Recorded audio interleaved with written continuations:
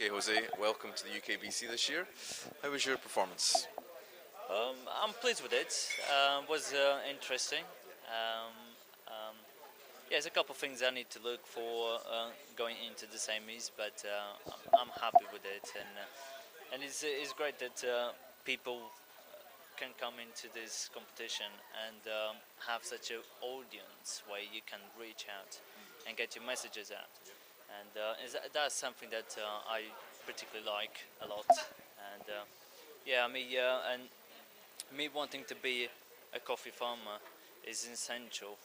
My dream, being a coffee farmer, is essential to reach out to those people who are the end makers. Yep. So and it's important to see young people coming in and trying the competition, because that is the only way that we can guarantee a future of consistent baristas, but extraordinary ones, hopefully. Absolutely.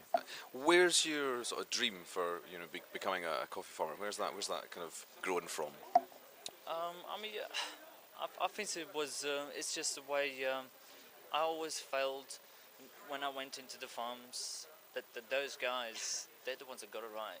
You know, if I could change places with them tomorrow, I would. I mean, yeah, and that's.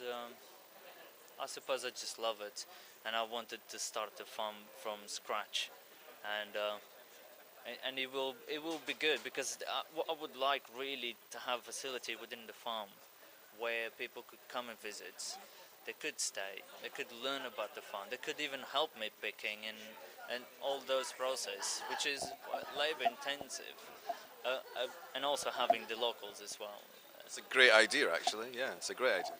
I mean, yeah, I just want to live coffee until I die, and that's my commitment into the coffee world.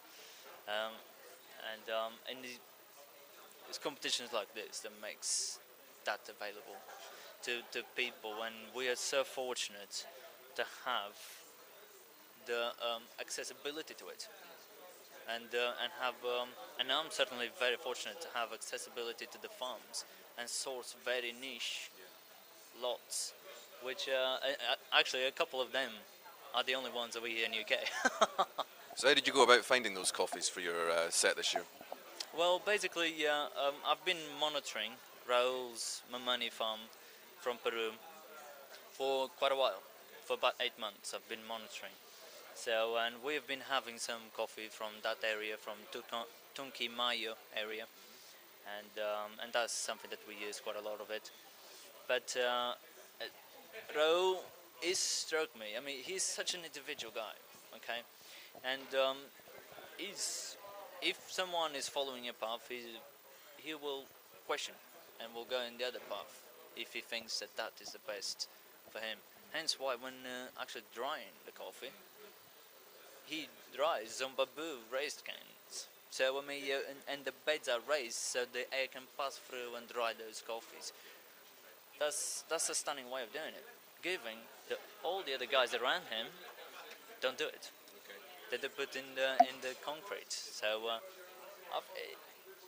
it's just an interesting guy, and for small organic plots, man, he gives an amazing coffee. So You find it a lot that sometimes even with a small amount of land, these farmers can produce an amazingly complex and flavorful coffee. the incredible thing is, Raul likes to look for things to enhance his coffee. Hence, he depulped the coffee in the farm, and does the washing process, the fermentation process. This is a guy who is, this is my baby, and my baby only, and I will make damn sure that I will give a coffee that is the award-winning competition. Yeah, he won the 2012, which is a lot I have over here. Amazing, amazing.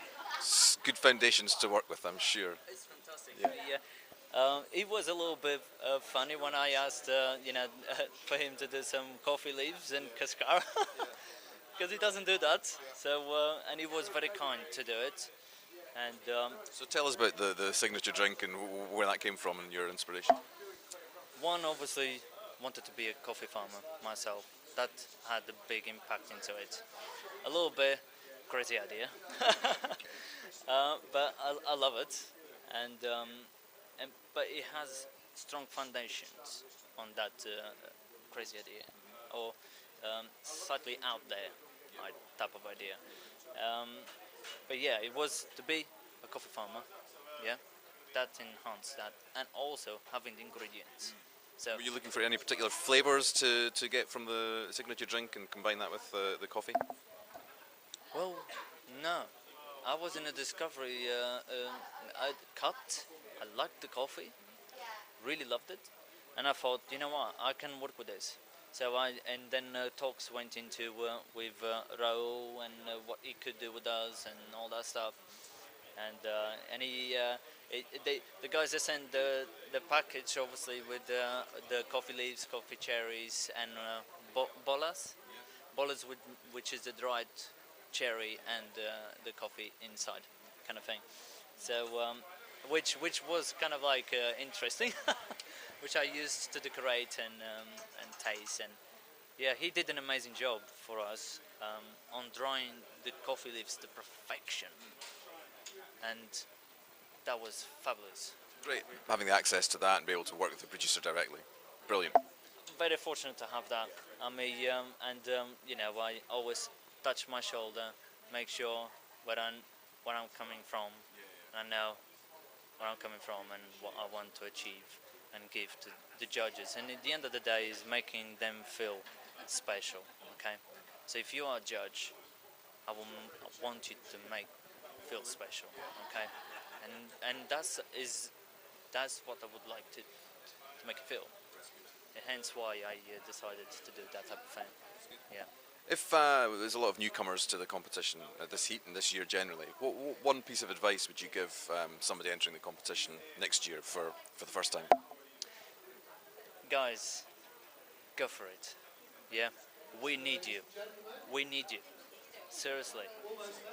This competition would not be where it is now if it wasn't for newcomers to come in. Yeah. Don't be nervous. Nerves is something that you can deal with, but come in and be creative. Yeah, the judges will appreciate that, and we need to have new people in. So come, don't be afraid. It's not like life and death situation. Yeah, just come in and enjoy it because we need it. Good stuff. And then finally, so if you were to describe your performance in 3 words, what would those 3 words be? Respect, passion, and love. Fantastic. Jose, thanks very much. Thanks. Cheers.